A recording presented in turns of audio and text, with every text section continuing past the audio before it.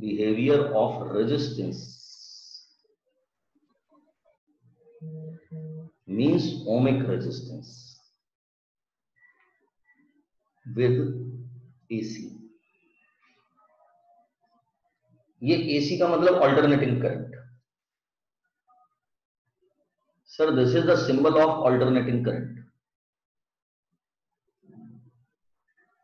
ये AC source का symbol है और इसके साथ में मैंने एक रेजिस्टेंस वायर अटैच किया है. मान लीजिए इसका वोल्टेज VR होगा. Applied voltage V equal to Vm sine omega.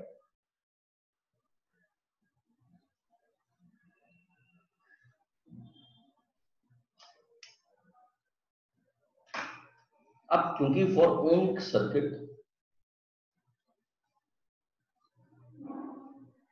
Circuit के लिए V प्रोपोर्शन टू I होता है, so voltage and current will remain in same phase. Voltage और करंट जो होंगे सर ये सेम फेज में रहेंगे. क्यों? क्योंकि V प्रोपोर्शन टू I. तो अगर V 0 तो I 0, V मैक्सिमम तो I मैक्सिमम. इसीलिए इनकी जो इक्वेशंस होती हैं V equal to Vm sine omega t और करंट की इक्वेशन हो जाएगी I equal to Im sine. अगर आप इनका फेजर ड्रॉ करेंगे तो अगर मैं वोल्टेज को दिखाता हूं,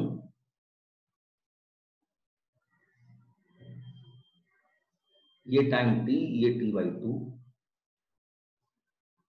मान लीजिए ये Vm है, तो सर करंट का जो रिप्रेजेंटेशन होगा वो कुछ ऐसा आएगा.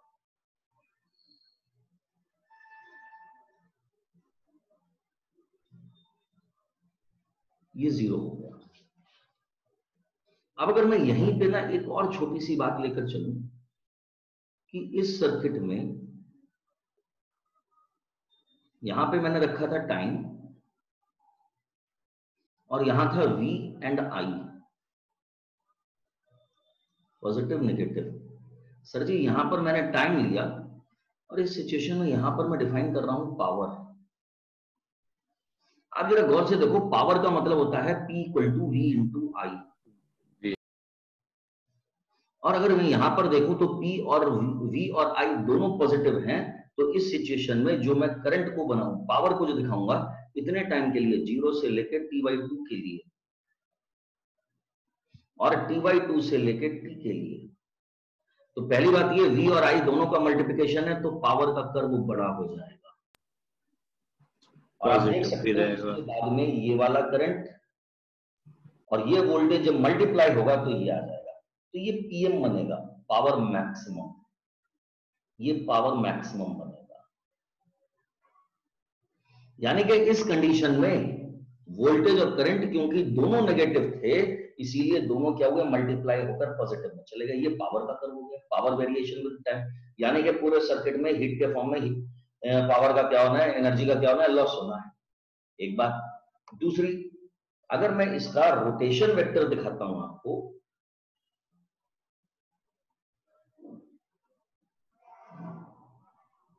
तो करंट अगर ओमेगा टी रोटेट किया हुआ है, ये अगर I है ओमेगा टी के रोटेशन पर, तो सर वोल्टेज भी उसी रोटेशन पर है, तो वोल्टेज का रोटेशन ये आ जाएगा. This is VR. देख सकते हैं. अगर मुझसे कहा जाए पावर का फॉर्मूला बनाइए, तो पावर इन सर्किट, तो dW इक्वल टू हम लिखते हैं P इंटू dt. P के बदले में आ जाएगा VI dt. dW sir V के प्लेस में Vm sine omega T into Im sign omega T into dt. यानी कि dw इक्वल टू मेरे पास में होगा Vm Im sign square omega T dt। और सर कहां से लेके कहां तक की बात कर रहे हैं? आप बात कर रहे हैं 0 से लेके t तक। तो इंटीग्रेशन 0 टू t। मैंने आपसे कल भी कहा था कि w equal to Vm Im और sine square omega t 0 to t, ये t/2 होता है। ठीक है, this is a page number 1। And then after you can see w equal to, मैंने इसे लिखा Vm upon √2 into Im upon √2 into t। इस t को इधर ले जाइए तो p हो जाएगा ये equal to Vrms into Irms। तो पावर जो है सर वो आपकी डिफाइन हो रही है the product of the voltage RMS and the current RMS. इसको मैं एक तरीके से और लिख सकता हूं, अच्छा ये है ना, ये एवरेज पावर है। अगर मैं इसको Vm इंटू Im को लिखूं तो ये Pm होगा, ये अपॉन 2 होगा, यानी कि 50% ऑफ Pm। इस बात का मतलब अगर मैं पुराने वाले ग्राफ पर जाऊं तो सर मेरी effective line of the current क्या थी? इफेक्टिव लाइन ये IRMS की line, this is IRMS। IRMS का मतलब होता है 70% ऑफ Im। सर अगर करंट का 70% है सर्किट में तो उस समय पावर का लॉस कितना होगा? सर पावर का लॉस ये हो जाएगा, this is PR and this is 50% of Em। यानी कि कहने का मतलब क्या है? What is the meaning of the saying that when the current is 50%, current is when the 70%, then the power is only 50%. Is this clear to you? ये जो है ये इसकी बॉटम लाइन है कि सर्किट में अगर करंट 70% फ्लो करती है तो पावर का लॉस क्या होता है? 50%। ध्यान रखिएगा ये किसी भी सर्किट की इफेक्टिवनेस को रिप्रेजेंट करने वाली एक कंडीशन है। और हम इससे डिफाइन करेंगे कि जैसे मान लीजिए अगर मैं आपसे कहता हूं कि आपके घर में 215 एम्पियर की आरएमएस वैल्यू आ रही है, वोल्टेज 220 वोल्ट का वीआरएमएस है, तो पावर लॉस कितना हो गया? आप पावर लॉस इस फॉर्मूले से कैलकुलेट करेंगे। ठीक है, और आप देख सकते हो ये जो पावर, ये जो करंट है सर ये डीसी लाइन को रिप्रेजेंट कर रहा है। आपके घर में चलने वाला सारा का सारा इंस्ट्रूमेंट एक कांस्टेंट सप्लाई पर चलता है, जबकि आने वाला करंट सर वेरिएबल है, आने वाला वोल्टेज वेरिएबल है। आप देख सकते हो ये क्या है? ये रिप्रेजेंट कर रहा है कि ये कांस्टेंट परफॉर्मेंस क्यों मिल रही है? क्यों? क्योंकि IRMS का नाम क्या रखा जाता है? I effective. ये I इफेक्टिव है। Is this clear? ठीक है, मैं नंबर 2 सर्किट पे चलता हूं। नंबर 2 इज behavior of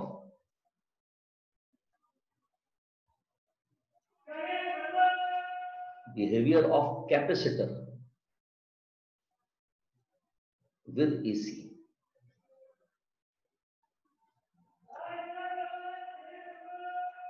अब एक कैपेसिटर को एसी के साथ में लगा दो।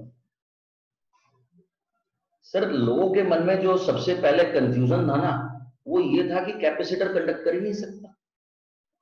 और वो जो रीजन है ना बड़े वैलिड थे। रीजन क्या है? कैपेसिटर की दोनों प्लेट के बीच में गैप है। सर ये ओपन सर्किट है, यहां करंट नहीं आ सकता। तो जिस समय तक लोगों के पास में एसी की इंफॉर्मेशन नहीं थी उस समय केवल ये माना जाता था, जैसे मैं आपसे कहूं कि मेरे पास में ये बैटरी है, ठीक है, और बैटरी के साथ में सर मैंने कैपेसिटर लगा दिया, ठीक है, तो थोड़ा टाइम ऐसा होगा कि ये पॉजिटिव है ये नेगेटिव है, ये दोनों जीरो पर थे, यहां पर पॉजिटिव है ये जीरो पर है, ये क्या करेगा? इसमें से इलेक्ट्रॉन पुल करेगा। तब तक करेगा जब तक इन दोनों की पॉजिटिव पोलैरिटी इक्वलाइज ना हो जाए। ये नेगेटिवली चार्ज है, ये अपने इलेक्ट्रॉन इस पर तब तक भेजेगा जब तक इसका नेगेटिव पोटेंशियल इसके बराबर नहीं हो जाए। अगर इसका पोटेंशियल V है, इसका पोटेंशियल V है, तो सर नो करंट।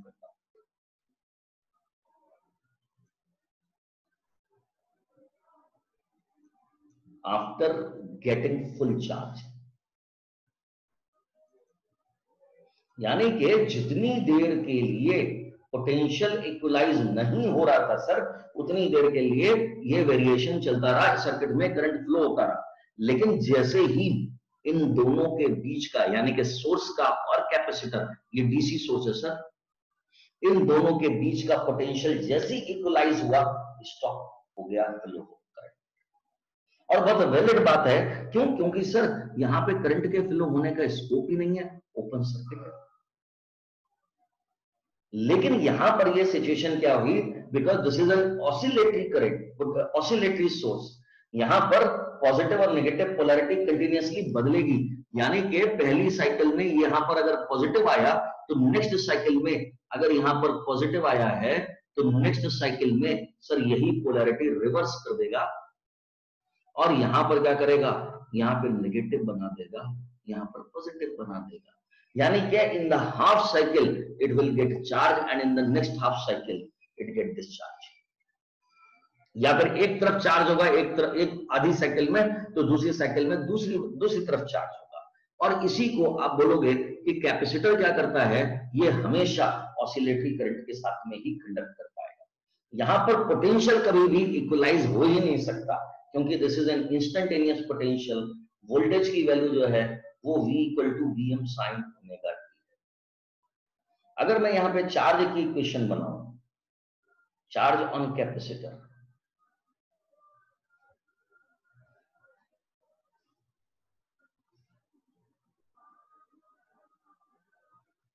तो सर ये होता है Q = C।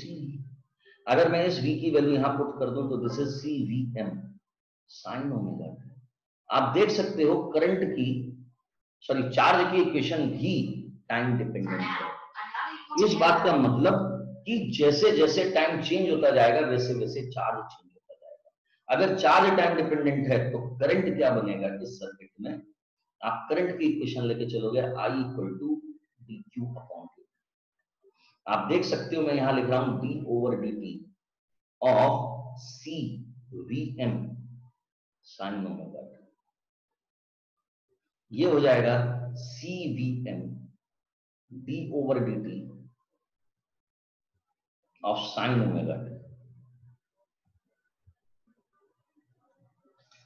तो I = हो जाएगा CVm और उसका डिफरेंशिएशन हो जाएगा ओमेगा cos ओमेगा। मैं अगर इसको लिखता हूं ध्यान से, Vm/1/ωc cos ओमेगा t। अगर मैं यहां पर होमोजेनिटी की कंडीशन अप्लाई करूं तो sir cos omega t is unitless, ये यूनिटलेस क्वांटिटी है। तो ये जो क्वांटिटी है, ठीक है, here Vm/1/ωc it should be I, यानी कि this should be peak value of current. ये पीक वैल्यू ऑफ करंट है। अगर मैं इसको फिर से रीअरेंज करके लिखता हूं तो Vm/Im it should be 1/ωc। आप देख सकते हो V/I रेजिस्टेंस होना चाहिए, यहां पे 1/ωc आ गया, इसको हम लिखते हैं XC और इसका मतलब होता है कैपेसिटिव रिएक्टेंस। सर अगर ये कैपेसिटिव रिएक्टेंस है तो कैपेसिटिव रिएक्टेंस मतलब resistance offered due two variable source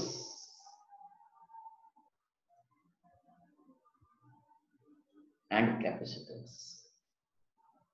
आप देख सकते हो ये जो है, इसकी मैं अगर SI यूनिट लिखूंगा, SI यूनिट ऑफ XC, तो सर ये ओम्स होगी, जिसको आप ऐसे रिप्रेजेंट करोगे, यानी कि समहाउ दिस इज रेजिस्टेंस। लेकिन अगर मैं इस XC को देखूं तो ये XC = 1/ωc है या फिर ये V/I है। अगर मैं ओमेगा के रिस्पेक्ट में फ्रीक्वेंसी को के रिस्पेक्ट में XC को रिप्रेजेंट करूं तो ओमेगा के बढ़ने पर, मतलब जैसे जैसे आप फ्रीक्वेंसी बढ़ाते जाओगे वैसे वैसे आपका कैपेसिटर कंडक्टिव होता जाएगा। अगर मैं इसी की फ्रीक्वेंसी के ग्राफ को करंट के रिस्पॉन्स में प्लॉट करता हूं, आप देख लीजिए। अब जो मैंने आपसे कहा कि ये डीसी सोर्स है, डीसी सोर्स यानी कि यहां पर ओमेगा 0 है। अगर सर जी इस जगह पर ओमेगा 0 है तो एक्सी इनफाइनाइट हो गया, या फिर करंट भी क्या हो गया, 0 हो गया, है ना। For DC because omega is 0 तो एक्सी इंफिनिटी है एंड आई इज 0। ये अभी आपने कैपेसिटर को देखा किसके साथ में, एसी के साथ में। तो एसी में जैसे जैसे आप फ्रीक्वेंसी बढ़ाते जाओगे वैसे वैसे ये कंडक्टिव होता जाएगा, और जितनी ज्यादा फ्रीक्वेंसी उतना ज्यादा कंडक्टिव। लेकिन इंटरेस्टिंग क्या है कि मेरे पास में वोल्टेज की इक्वेशन ये थी जिसमें साइन आ रहा है, और मेरे पास में करंट की जो इक्वेशन बनकर आएगी,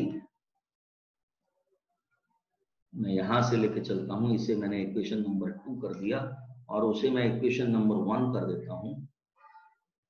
तो मैं पहले लिखता हूं फ्रॉम इक्वेशन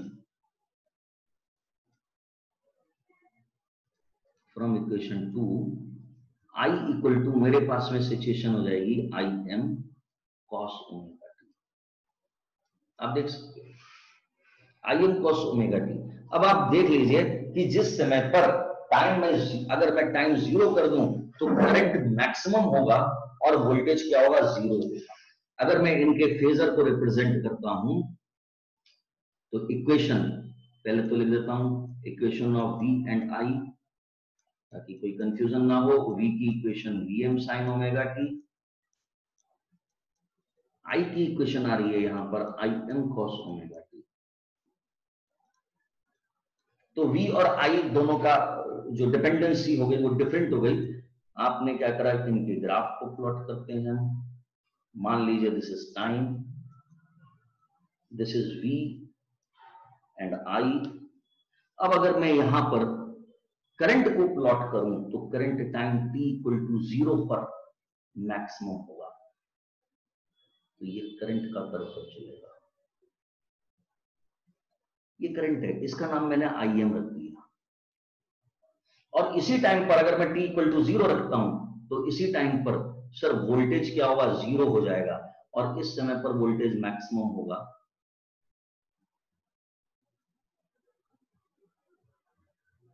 और आप देख सकते हो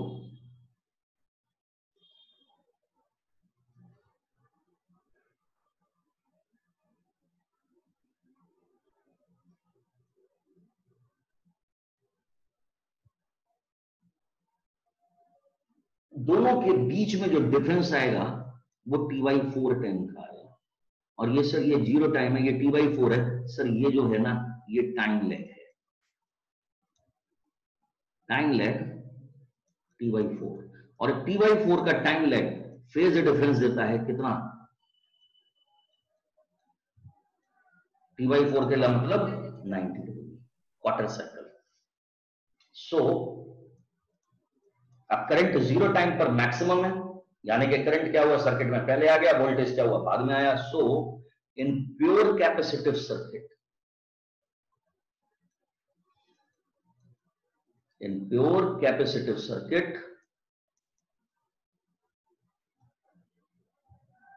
current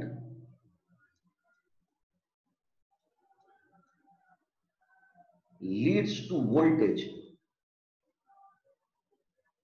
by pi/2, और voltage lags by pi/2। यानी कि अगर मैं इसके वेक्टर को रिप्रेजेंट करूं, मान लीजिए मैं इसके वेक्टर को रिप्रेजेंट कर रहा हूं,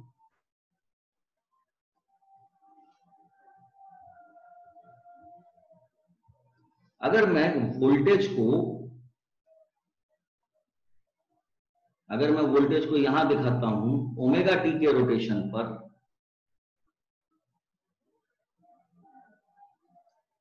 तो करंट के रोटेशन को उससे 90 डिग्री आगे दिखाऊंगा।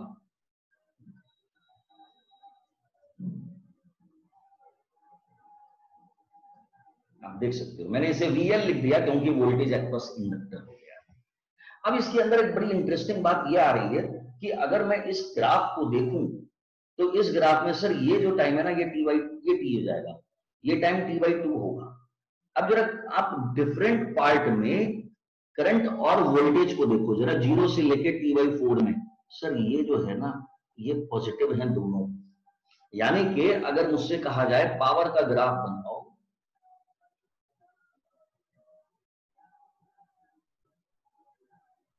यहां मैंने टाइम लिया, यहां पावर है negative positive T/4 T/2 3T/4 and T। तो आप देख सकते हो 0 से लेकर T/2 के बीच में V और I दोनों पॉजिटिव हैं, तो इतनी देर में पावर क्या होगी, पॉजिटिव होगी। T/4 से लेकर T/2 के बीच में करंट नेगेटिव है, वोल्टेज पॉजिटिव है, पावर नेगेटिव हो जाएगी। यानी कि अगर मैं इसके पावर का ग्राफ दिखाऊं आपको, तो ये पावर आया, फिर ये पावर आया। अगर मैं इसकी नेक्स्ट साइकिल में जाऊं, जरा गौर से देखिए, दोनों नेगेटिव है सर, ये पॉजिटिव हो जाएंगे।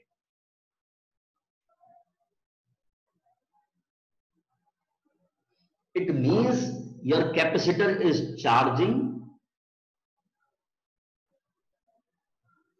your capacitor is discharging.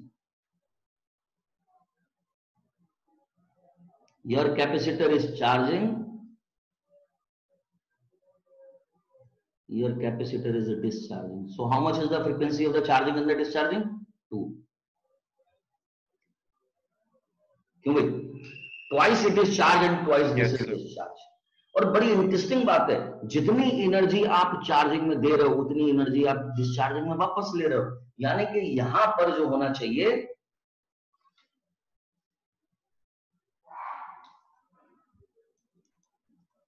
since energy given for charging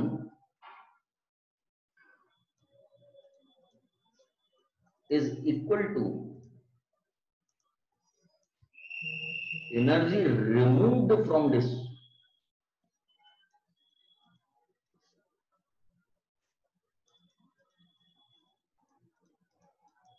hence net power loss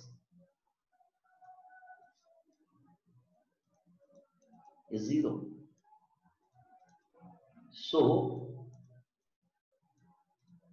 when AC यानी कि alternating current flows in pure capacitive circuit,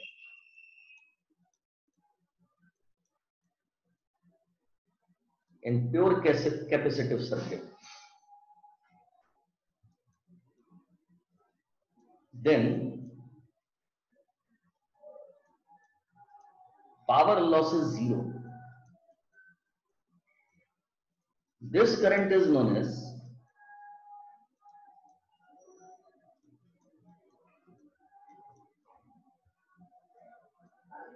इस करंट को हम कहते हैं वॉट लेस करंट, इसे हम कहते हैं wattless current, no loss of energy. A pure capacitive circuit, it does not consume any electrical energy. ये थियोरेटिकल था। अब अगर मैथमेटिकल देखो तो dW equal to instantaneous power calculate करते हैं P into dt, P equal to V into I dt। ठीक है, I के बदले V is replaced as Vm sin omega t, I is replaced as Im cos omega t into dt. So this is Vm into Im and this is sin 2 omega t, you people are mathematics 1 upon 2। मैंने sir यहां पर एक formula use किया, क्या formula है ये, 2 sin omega t cos omega t, it is equal to sin 2 omega t। तो sir sin omega t cos omega t, तो मैंने लिख दिया sin 2 omega t upon 2। ठीक है, ये dW है।